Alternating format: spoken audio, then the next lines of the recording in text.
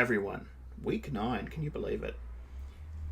This week we are moving into an analysis of data as a research source, following on from our previous weeks where we've looked at the legal authorities, we've looked at theory, and this week we're looking at raw data, information from various sources, how we use it, how we apply it, and how it's appropriate to law. Now obviously in a single week we're not going to be able to do more than really touch the tip of the iceberg here. But it's important to bear in mind, particularly because in my experience some law students can get a little anxious about data, and sometimes we'll see, the numbers and the bar charts and graphs and so on, and feel a little bit like, well, this is not for me. I'm not someone who does statistics. And you certainly don't need to be someone who's a statistics expert to work with data. And in fact, everyone needs to work with data, because if you're not working with it, then someone's probably pulling the wool over your eyes, and you need to have a critical awareness of where data is being used, how it's being used, and what are the flaws in using it. We see it in news reports all the time, where statistics are made to mean one thing and not another.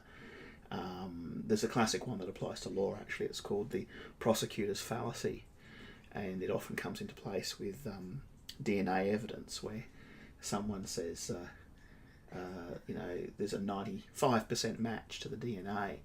So, we're really certain that this person is the person, the accused is the person who committed the crime. But if you look in a city of, say, 5 or 6 million people, and you look at if it matches, if there's a 5% match, how many people in the city there would also be that match to, you'll find there's an awful lot of people that there'd be that certainty match to. So sometimes something that sounds really big, like 95%, that sounds really certain. That sounds like that must be the guy who did it. When you actually look at the way data plays out over the large field, you realise that, there could be several hundred people in the city that could equally, on that evidence, be the person who committed that crime. And there's lots of different tricks and fallacies and tactics that are used with data. And as I said, we're just touching the tip of the iceberg this week, and encouraging you to think more about information. And law has become an information profession. And a couple of people have said to me that they've been quite surprised when they studied law, because they didn't realise there'd be so much computer work involved. And it's true. When I started studying law, it was very much plodding around the old law library and pulling books off the shelves. These days, it's really about having so much access to information, but also the responsibility to use that information well and to know what you're doing using that information. And we're also seeing one of those transformations we often talk about in the legal profession, where in the past the legal profession was really about a set of bespoke services to clients, where you'd sit down with an individual client and prepare advice for that person. And those days are almost gone, because very few people can afford legal services anymore because of the skyrocketing costs.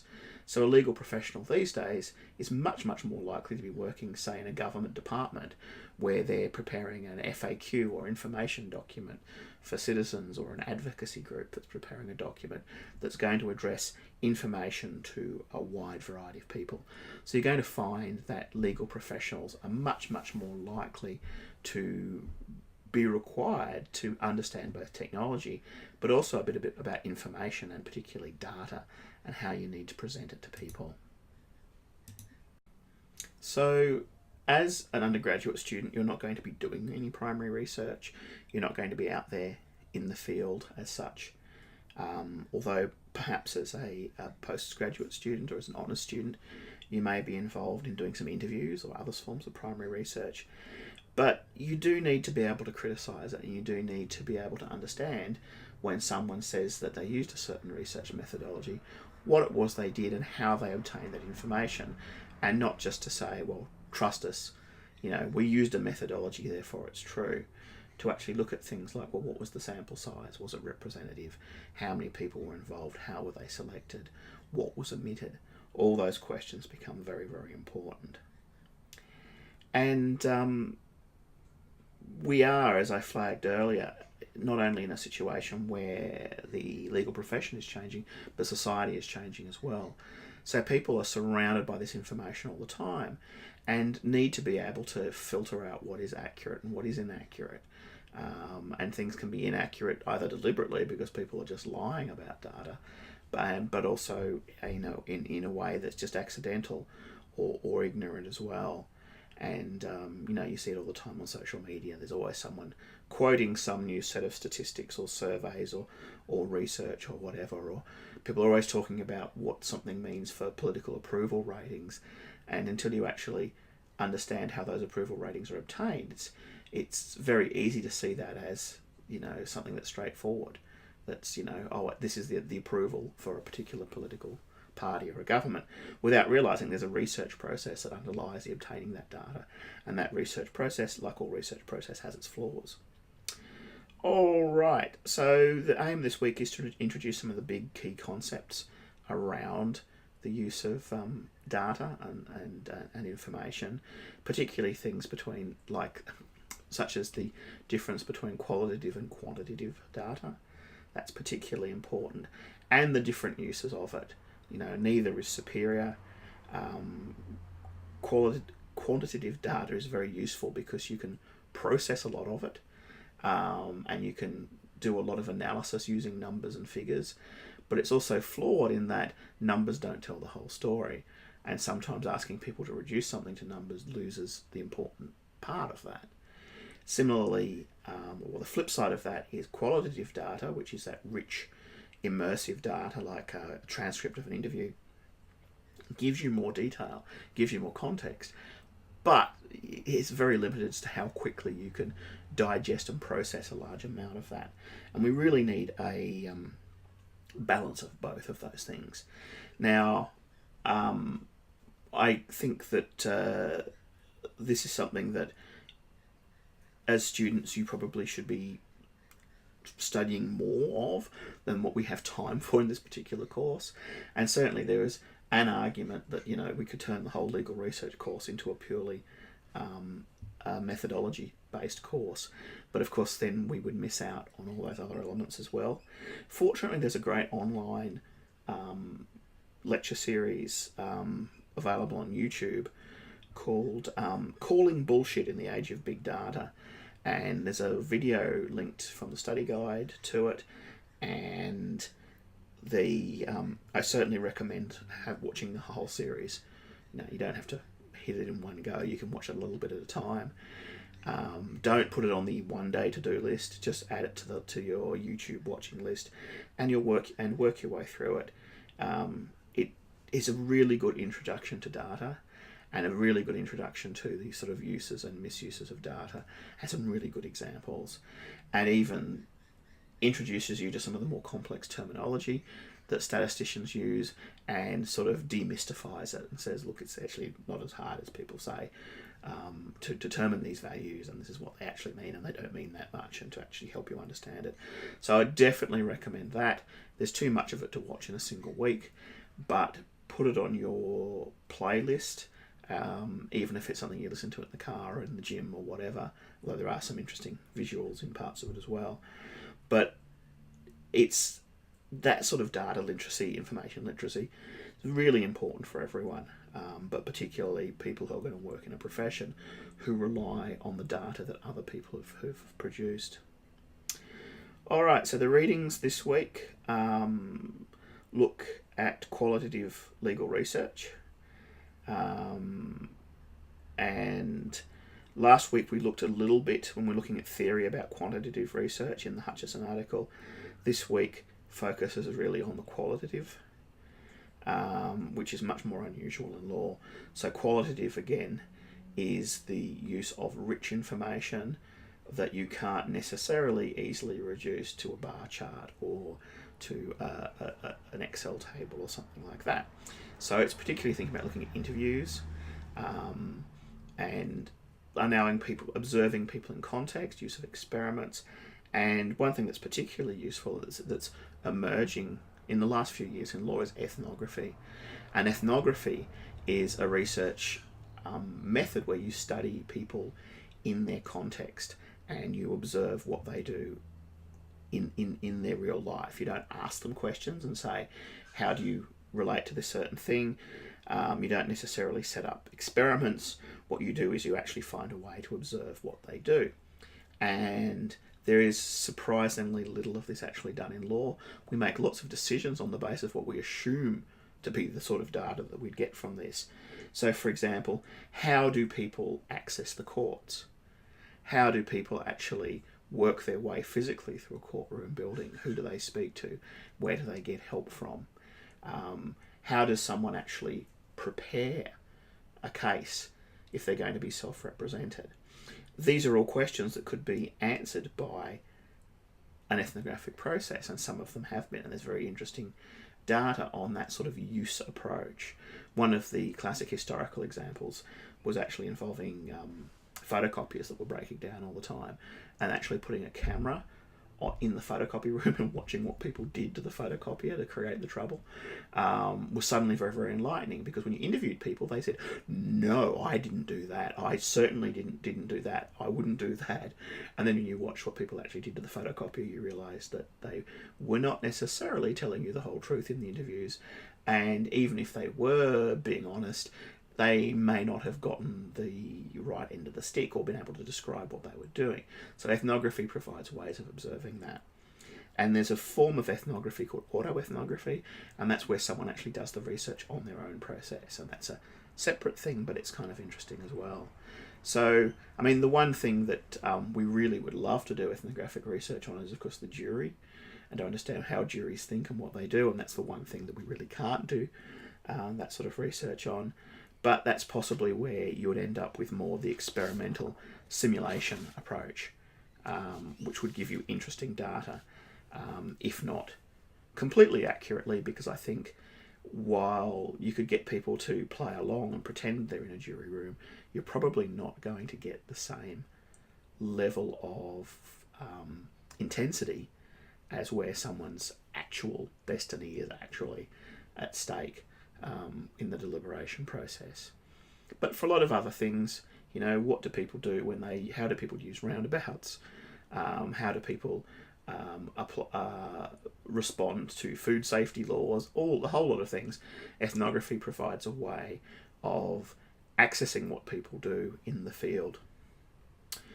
All right, if this week piques your interest, I'd certainly recommend the discipline of criminology as something to think about. Criminology is a social science, mostly sociological response to the problem of crime. So in law, when we look at crime, we look very much at the questions of guilt. Was the person guilty? Can we make out the elements of the offence? Can we convict them? And if we convict them, what sort of sentence should we give them? Whereas criminology asks why did they commit crimes? Is the punishment going to stop them committing a crime again? Can someone be deterred or rehabilitated? Are there social issues that are creating that crime? And all those sorts of questions that are really outside of the field of law. And I think it's one of the closest examples of a situation where we have a parallel discipline that sits alongside law that's very, very compatible, but they approach the questions from very different perspectives. So you'd think there would be a lot more overlap between criminology and law, but historically, courts do not pay attention to anything outside of the legal authorities, and that can be kind of frustrating and kind of a problem. And I mean, look, there's a reason for that, because courts cannot spend the time to critique and analyse a whole stream of academic argument, you know, on questions of criminality. There's no easy way to bring that sort of evidence into court, so I understand completely why they don't do it. But it's also kind of frustrating when you hear a judge say, you know, I'm going to give you a very harsh punishment for this crime, and that will deter you from committing crimes in the future. With my criminology hat on, I know that deterrence really doesn't work. we've done the data, we've done the analysis, and deterrence theory is not a really strong theory, although a lot of people presume it is, and certainly increasing the harshness of a penalty does not seem to actually impact on deterring individuals or others more generally. So it can be frustrating when you have those disconnects. And I'm sure if you are interested in what does work in terms of criminal justice, that's a question for another time. But again, that's where that interdisciplinary aspect becomes very important. All right. On to the other bits and pieces out of the study guide for this week. The navigating section this week talks about using publications and research from other disciplines. So hopefully that will give you some heads up on where to find individual research, how to use it, how to balance it, when to use it as appropriate within the legal discipline. You can't necessarily always just cite something you found in another journal in a legal assignment, but certainly with the under the guidance given to you by your lecturer, it can give you a different perspective on a particular issue. All right, the equilibrium section this week gives you some tips on networking as a researcher, and this is something you're going to need to do not just if you're planning to have a career as a researcher, but your research that you do as an undergraduate student is among the most important artifacts that will be in your portfolio when you go for jobs. You'll certainly, hopefully, have volunteering experiences and maybe mooting competitions or interview competitions or various other extracurriculars in there. But one of the things employers are going to be interested in is the sort of research you've done, and these form the sort of intelligible artifacts that you can present to other people and say, here's a research project I did on children in the children in out-of-home care and the obligations on the organisations to protect them from abuse. That's a kind of a conversation piece. It's something that you can create a link to the employer and they can read it and they can get an idea of your style and the quality of your work.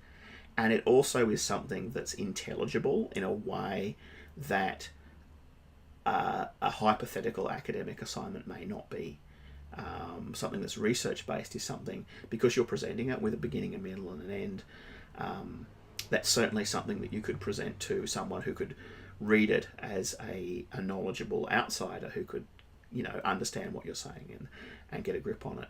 Whereas an exam, for instance, where you're applying law to particular legal questions, is not going to make a whole lot of sense, even if they could read your exam, if your handwriting's anything like mine. It's not going to make a whole lot of sense as an artifact. So research is a core part of how you present yourself and what you put in your portfolio, and research assignments are certainly a very important part of that.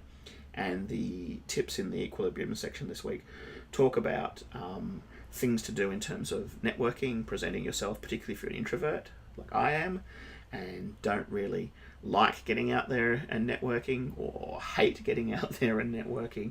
There's some interesting ideas in there as well, and some discussion of imposter syndrome, which is something that most people suffer from, and that's that feeling of, I would put my legal research assignment in my portfolio, but it's just a little assignment. What's anyone going to think about that? I feel really uncomfortable here.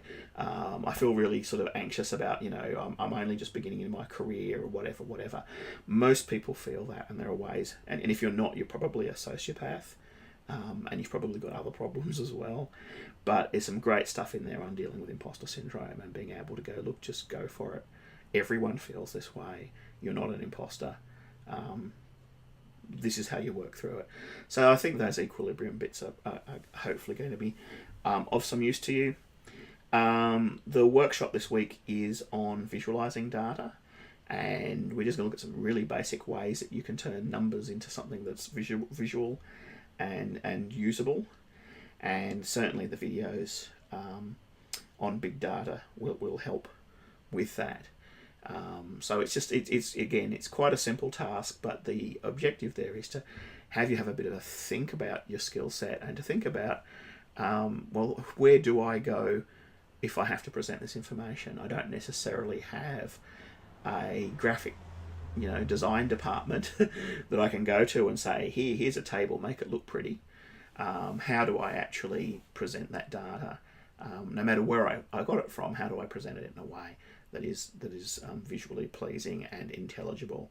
And of course, programs like MS Office give you lots and lots of tools that'll give you lots of fantastic and 3D rendered and different ways of displaying data, that more than we've ever seen before, but that doesn't necessarily mean you should use them if they don't communicate that idea clearly. Okay, everyone, that's about all I've got to say for this week coming up, and I will see you all in the tutorial.